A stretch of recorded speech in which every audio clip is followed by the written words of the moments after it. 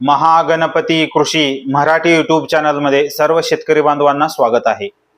तर आज आम्ही येलो स्टिकी ट्रॅप, पिवळा स्टिकी ट्रॅप कोणत्या पद्धतीने वापरायचा आणि ह्या येलो स्टिकी ट्रॅपचे फायदे काय ही चर्चा करणार आहोत। तर आपल्याला मार्केटमध्ये ह्या पद्धतीने येलो स्टिकी ट्रॅप भेटतो, अवेलेबल असतं। तर आपण ते कोणत्याही पिकामध्ये वापरू शकता। येलो स्टिकी ट्रॅप वापरल्याने काय होतं, व्हाईट फ्लाईज किंवा ॲफिड्स किंवा फ्रूट फ्लाईज ह्या पद्धतीने वेगवेगळे फ्लाइंग इन्सेक्ट जे असतात ते ह्या ट्रॅपला अट्रॅक्ट होतात। तर पांढरी माशी असू दे किंवा ॲफिड्स असू देत किंवा जॅसिड्स म्हणतो आपण ते असू दे, लीफ हॉपर ह्या पद्धतीचे किडे असू देत, जे फ्लाइंग इन्सेक्ट्स आहेत ते ह्या येलो स्टिकी ट्रॅपला अट्रॅक्ट होतात। तर ह्या ट्रॅपचा मेन फायदा काय आहे, ज्यावेळी आपल्या कोणत्याही भाजीपाल्याचा प्लॉट असेल, टोमॅटोचा प्लॉट असेल, वांग्याचा प्लॉट असेल, ढबू मिरचीचा प्लॉट असेल, मिरचीचा प्लॉट असेल किंवा दोडक्याचा प्लॉट असेल, ह्या पद्धतीनं वेगवेगळे प्लॉट जे असतात त्या प्लॉटमध्ये सुरुवातीपासून वापरणं खूप गरजेचं आहे। तर सुरुवातीला प्लॉटमध्ये पिकाची हाईट जी असते ती छोटी असते, जरा असते, छोटी असते। तर त्याला आपण पिकाच्या हाईटच्या लेवलनं हा ट्रॅप इन्स्टॉल करणं खूप महत्त्वाचं आहे। ज्या पद्धतीनं पिकाची वाढ होते त्या पद्धतीने ह्या ट्रॅपची हाईट देखील आपण वाढवत जाणं खूप गरजेचं आहे। तर हा ट्रॅप आपण सुरुवातीपासून वापरला तर आपण कमी खर्चामध्ये खूप छान पद्धतीनं व्हायरस ट्रान्समिशन जे होतं तर ते व्हायरस ट्रान्समिशन आम्ही रोखू शकतो।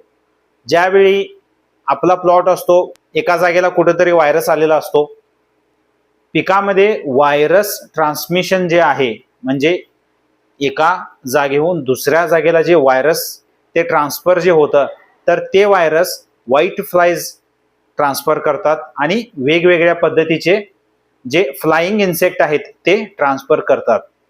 तर ज्यावेळी आपण येलो स्टिकी ट्रॅप वापरला, जे व्हायरस ट्रान्सफर करणारे पांढरी माशी आहे किंवा वेगळे कोणतेही फ्लाइंग इन्सेक्ट आहे ते सर्व ह्या येलो स्टिकी ट्रॅपला अट्रॅक्ट होतात आणि ह्या पद्धतीनं आम्ही व्हायरस ट्रान्समिशन जे आहे ते आम्ही येलो स्टिकी ट्रॅप इन्स्टॉल केल्याने थांबवू शकतो।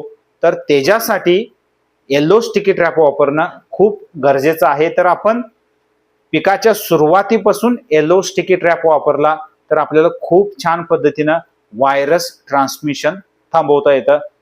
तर पिकावर कोणकोणते कीट आलेले आहेत ते ओळखण्यासाठी पण ह्या पिवळ्या ट्रॅपचा वापर आम्ही करू शकतो। तर ज्यावेळी आपण प्लॉट व्हिजिट करतो त्यावेळी आपण बघू शकतो की कोणत्या व्हरायटीचे जे कीट आहेत ते ह्या ट्रॅपला अट्रॅक्ट झालेले आहेत किंवा कोणती कीड पुढे जास्त होणार आहे ते आपल्याला ह्या येलो स्टिकी ट्रॅपवर कळतं। की प्रत्येक व्हिजिटला आपण जर व्यवस्थितपणे लक्ष ठेवलं आणि आपण व्यवस्थितपणे तर त्याच्यामध्ये आपण बघितलं तर कोणती कीड जास्त अट्रॅक्ट झालेली आहे पिवळ्या ट्रॅपला, तर त्या किडीचं मॅनेजमेंट आपण घेतल्यानंतर आपल्याला खूप छान पद्धतीने जो पुढे धोका होणार आहे तर तो आपण टाळू शकतो। तर त्याच्यासाठी येलो स्टिकी ट्रॅप वापरणं खूप महत्त्वाचं आहे। तर ह्या पद्धतीनं आपण येलो स्टिकी ट्रॅप वापरा। ज्या पद्धतीनं पिकाची हाईट होते त्या पद्धतीनं आपण येलो स्टिकी ट्रॅपची हाईट देखील वाढवत जाणे हे गरजेचं आहे। तर हे इको फ्रेंडली आहे, ह्याचा कोणताही साईड इफेक्ट पिकावरती होत नाही।